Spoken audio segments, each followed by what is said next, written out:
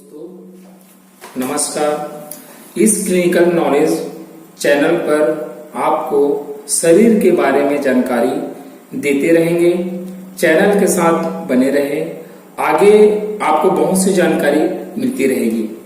इस अपेक्षा के साथ आज के टॉपिक में श्वसन क्रिया के अंतर्गत ब्रोंकाइटिस यानी श्वास नली में सूजन के बारे में पर्यायवाची श्वास नली में सूजन हो जाना को ही ब्रोंकाइटिस कहते हैं। इसका यदि परिभाषा देखा जाए तो ब्रोंकियल ट्यूब की म्यूकस मेम्ब्रेन में सूजन की स्थिति को ब्रोंकाइटिस कहते हैं। यह बीमारी ज्यादातर बच्चे और वृद्ध अवस्था में होता है। दो प्रकार का होता है, पहला एक्यूट ब्रोंकाइटिस, दूसरा क्रॉनिक ब्रोंकाइटिस। एक्यूट ब्रोंकाइटिस के अंतर्गत यदि इनकी परिभाषा देखा जाए तो श्वास नली का म्यूकस मेम्ब्रेन की स्थिति में सूजन आ जाना, इस स्थिति को एक्यूट ब्रोंकाइटिस कहते हैं। इसमें फेफड़े की श्वास नली यानी वायु नली में सूजन आ जाता है। इस चीज को ब्रोंकाइटिस बोलते हैं। इस रोग में सबसे पहले सिर दर्द, आलस्य, छाती में दर्द, बुखार आना, आवाज का मोटापन, छाती में गर्मी जैसा एहसास होना, गले में घरघराहट, पेशाब की कमी, साय साय, सीटी जैसे आवाज आना आदि लक्षण मिलते हैं। अंतर्गत दूसरा टॉपिक, सर्दी के मौसम में तथा सर्दी लग जाने से रोग के बार बार होने पर फेफड़ा स्थायी रूप से कमजोर हो जाता है। एक्यूट बीमारी के अंतर्गत यदि कारण देखा जाए तो पहला इनका कारण है वायरस अथवा बैक्टीरिया द्वारा इन्फेक्शन होता है। दूसरी कारण नाक और साइनस में पहले का इन्फेक्शन नीचे उतरकर श्वास नली में सूजन उत्पन्न करता है।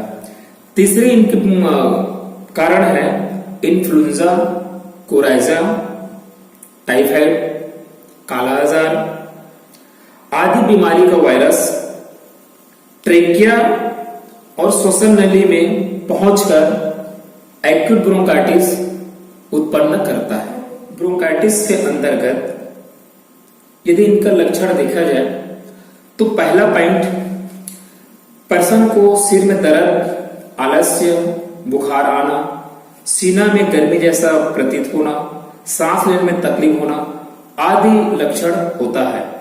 दूसरा लक्षण है पर्सन को सीने में खिंचाव जैसा प्रतीत होता है। तीसरे इनके लक्षण है श्वास लेने में कष्ट यानी तकलीफ होना और सांस क्रिया के कारण घर घर की आवाज आती है। चौथी लक्षण है पर्सन को हल्का सा बुखार भी होता है। पांचवी लक्षण जीभ मैली जैसा और पेशाब कम आती है। छठवीं इनका लक्षण देखा जाए तो कभी कभी कफ के साथ हल्का सा ब्लड उसमें मिलता है। एक्यूट ब्रोंकाइटिस के अंतर्गत यदि इसका डायग्नोस देखा जाए तो उपरोक्त लक्षणों से भी इनका आसानी से पहचान किया जा सकता है। दूसरा पॉइंट, पर्सन को एक्सरे भी के द्वारा इस बीमारी का पहचान किया जा सकता है। प्रोग्नोसिस के अंतर्गत यदि देखा जाए, यदि समय पर ठीक से ट्रीटमेंट न किया जाए तो पेशेंट को ब्रोंकाइटिस ब्रांकोनिमोनिया की उत्पत्ति हो जाता है। ब्रांकोनिमोनिया दोनों फेफड़ों का सूजन या श्वास नली में सूजन को ही ब्रांकोनिमोनिया कहते हैं। ब्रोंकाइटिस के अंतर्गत सामान्य चिकित्सा यानी जनरल ट्रीटमेंट के अंतर्गत पहला पॉइंट, पर्सन को यदि बुखार हो तो पूर्णतः आराम करनी चाहिए।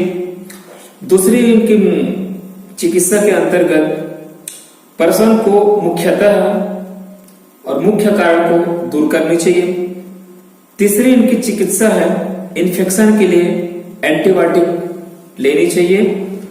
पांचवी चीज, पर्सन को ठंड वातावरण से हमेशा बचना चाहिए। पांचवी इनकी चिकित्सा है, पर्सन को धूम्रपान से पूरी तरह से परहेज। ब्रोंकाइटिस के अंतर्गत मेडिसिन चिकित्सा यानी मेडिकल ट्रीटमेंट के अंतर्गत पहला पॉइंट है, पर्सन को एंटीबायोटिक मेडिसिन लेनी चाहिए। दूसरी पॉइंट, सूखी खांसी के लिए लिक्टस सिरप लेनी चाहिए। तीसरी पॉइंट, गीली खांसी होने पर एक्सपेक्टोरेंट सिरप लेनी चाहिए। पांचवी चीज, पर्सन को बुखार आने पर पैरासीटामोल या क्रोसिन मेडिसिन लेनी चाहिए। पांचवी चीज, श्वास लेने या सांस की तकलीफ में उस स्थिति में एंटीहिस्टामिनिक दवाई या मेडिसिन लेनी चाहिए। छठवीं पॉइंट, पर्सन को कमजोरी की स्थिति में मल्टीविटामिन सिरप लेनी चाहिए। सातवीं चीज, गर्म पानी में विक्स डालकर भाप लेनी चाहिए। आठवीं चीज, आवश्यकता पड़ने पर नेबुलाइजर के द्वारा भाप लेनी चाहिए। नौवीं इसमें पॉइंट है, पर्सन को यदि सांस लेने में या सांस लेते समय साय साय जैसी आवाज आती है तो ब्रोंकोडायलेटर सिरप पेशेंट को लेनी चाहिए। एक्चुअल ब्रोंकोडायलेटर का मतलब यह है कि श्वसन नली में कोई भी कफ या खांसी की स्थिति इसमें चिपका हुआ है, उस चीज को निकालने की जो प्रतिक्रिया है उस चीज को ब्रोंकोडायलेटर बोलते हैं। तो नॉर्मल कफ की स्थिति में ये जो कफ है बाहर आसानी से नहीं निकलता, इसलिए ब्रोंकोडायलेटर सिरप लेनी पड़ती है। ब्रोंकोडायलेटर सिरप का उनका कार्य की क्षमता यह है, काम यह है उनका कि ये चिपका हुआ जो कफ है डायलेटर वाले सिरप लेने से ये पूरी तरह से लिक्विड हो जाता है और पेशेंट को कफ बाहर निकालने में बहुत आसानी होता है। ब्रोंकाइटिस के अंतर्गत बचाव का पहला पॉइंट यदि देखा जाए तो खाद्य सामग्री में सबसे पहला खीरा, ककड़ी, सीताफल। कहने का मतलब यह है कि कोई भी ठंडी चीज की स्थिति में नहीं लेनी चाहिए। दूसरी पॉइंट, पर्सन को स्मोकिंग से बचना चाहिए। तीसरी पॉइंट, ज्यादातर ठंडे वातावरण में रहने से बचनी चाहिए। पांचवी इसका पॉइंट है, धूल धक्कड़, धुआं आदि से हमेशा पेशेंट को बचनी चाहिए। पांचवी चीज, एल्कोहल पीने से बचना चाहिए।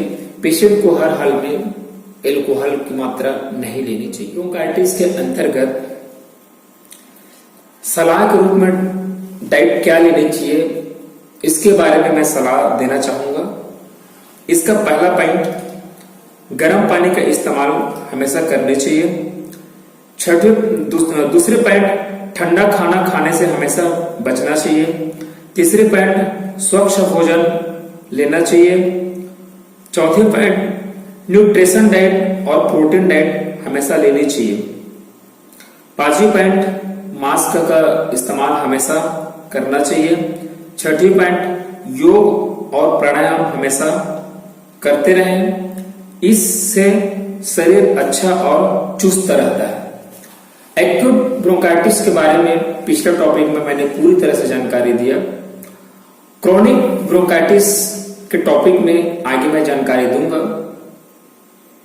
इस संदेश के साथ आज के विषय में इतना ही। नेक्स्ट टॉपिक पर शरीर में होने वाली बीमारियों से बचाव के लिए जानकारी देते रहेंगे। इस तालमेल के साथ हर समय हर चीज के लिए हमेशा सावधान रहें, सतर्क रहें। इस उम्मीद के साथ इस टॉपिक को यही खत्म कर रहा हूं। यदि हमारी द्वारा दी गई जानकारी अच्छा लगे तो लाइक करें, शेयर करें, सब्सक्राइब करें और बेल आइकन को क्लिक करें, ऑल पर सेलेक्ट करें।